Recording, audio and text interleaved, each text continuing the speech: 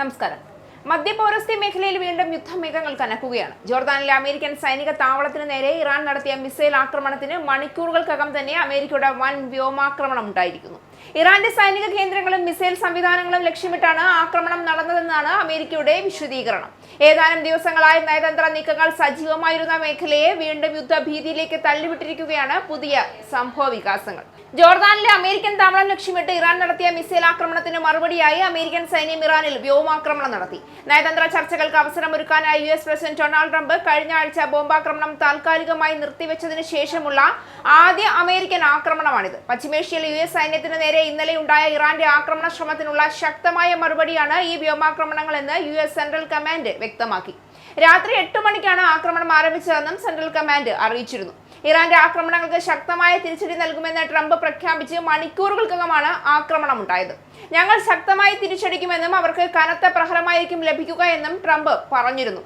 ഇത് ഞങ്ങളുടെ ഊഴമാണെന്ന് വ്യക്തമാക്കിയ ട്രംപ് ആക്രമണം നടത്തിയ വിവരം ഇറാൻ സമ്മതിച്ചത് വലിയ അബദ്ധമാണെന്നും കൂട്ടിച്ചേർത്തു. നേരത്തെ, അതായത് ബുധനാഴ്ച രാവിലെ ജോർദാനിൽ ഇറാൻ ആക്രമണം നടത്തിയിരുന്നു. പശ്ചിമേഷ്യയിലെ അമേരിക്കൻ സൈന്യത്തെ ലക്ഷ്യമിട്ട് ഇറാൻ നടത്തിയ ആക്രമണം പരാജയപ്പെടുത്തിയെന്ന് US സെൻട്രൽ കമാൻഡ് അറിയിച്ച് മണിക്കൂറുകൾക്കകമായിരുന്നു ഇത്. ജോർദാനിലെ സെൻകോം ആസ്ഥാനവും മുവാഫക് സാൽത്തി വ്യോമത്താവളവും ലക്ഷ്യമിട്ടാണ് ആക്രമണം നടത്തിയതെന്ന് ഇസ്ലാമിക് റവല്യൂഷണറി ഗാർഡ് പ്രസ്താവനയിൽ അറിയിച്ചു. ഹോർമുസ് കടലിടുക്കിന്റെ നിയന്ത്രണവുമായി ബന്ധപ്പെട്ട് 2 ആഴ്ച പരസ്പരം രൂക്ഷ ആക്രമണം നടത്തിയതിനു ശേഷം ഇരുകൂട്ടരും 3 ദിവസം മുൻപാണ് സംഘർഷം അവസാനിപ്പിച്ചത്. അമേരിക്കൻ സൈനിക താവളങ്ങളെ ലക്ഷ്യമിട്ട് ഇറാൻ നടത്തിയ മിസൈൽ ആക്രമണത്തെ അപ്രതീക്ഷിത ആക്രമണം എന്നാണ് അമേരിക്ക വിശേഷിപ്പിച്ചത്. അമേരിക്കൻ വ്യോമ പ്രതിരോധ സംവിധാനം മിക്ക മിസൈലുകളും തകർത്തതായി പെന്റഗൺ അറിയിക്കുകയും ചെയ്തു. ഇതിന് പിന്നാലെ പ്രസിഡന്റ് ഡൊണാൾഡ് ട്രംപ് ശക്തമായ തിരിച്ചടി നൽകുമെന്ന് മുന്നറിയിപ്പ് നൽകിയിരുന്നു.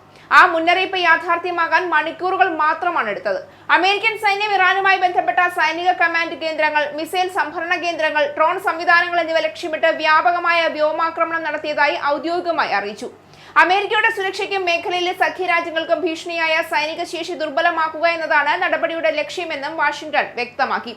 അതേസമയം അമേരിക്കയുടെ നടപടി സംഘർഷം കൂടുതൽ രൂക്ഷമാക്കുമെന്നും ഇതിനുള്ള മറുപടി നൽകുമെന്നും ഇറാൻ പ്രതികരിക്കുകയും ചെയ്തു. ഇതിനകം തന്നെ ഹോർമുസ് കടലിടുക്ക് ഉൾപ്പെടെയുള്ള സുപ്രധാന സമുദ്രപാതകളിൽ സംഘർഷം നിലനിൽക്കുന്നതിനാൽ ആഗോള എണ്ണ വിപണിയും ആശങ്കയിലാണ്. എണ്ണവില ഉയരുകയും അന്താരാഷ്ട്ര ചരക്ക് ഗതാഗതത്തിന് തിരിച്ചടി ഉണ്ടാവുകയും ചെയ്യുമെന്ന ആശങ്ക സാമ്പത്തിക വിദഗ്ധരും പങ്കുവയ്ക്കുന്നുണ്ട്. യുദ്ധം ഇറാനും അമേരിക്കയും തമ്മിലുള്ള ഏറ്റുമുട്ടലിൽ മാത്രം ഒതുങ്ങാതെ മേഖലയിലെ മറ്റ് രാജ്യങ്ങളിലേക്കും വ്യാപിക്കുന്ന ലക്ഷണങ്ങളാണ് ഇപ്പോൾ പ്രകടമാകുന്നത്. ഓരോ ആക്രമണത്തിനും മറുപടിയായി കൂടുതൽ ശക്തമായ സൈനിക നടപടികൾ സ്വീകരിക്കുന്ന സാഹചര്യത്തിൽ നയതന്ത്ര ചർച്ചകൾക്ക് സാധ്യത കുറഞ്ഞു വരികയാണ്. മധ്യപൗരസ്ത്യ മേഖലയിലെ സമാധാന പ്രതീക്ഷകൾക്ക് വീണ്ടും കനത്ത തിരിച്ചടിയാണ് ഈ പുതിയ സംഭവ വികാസങ്ങൾ നൽകിയിരിക്കുന്നത് എന്ന് പറയാതെ വയ്യ.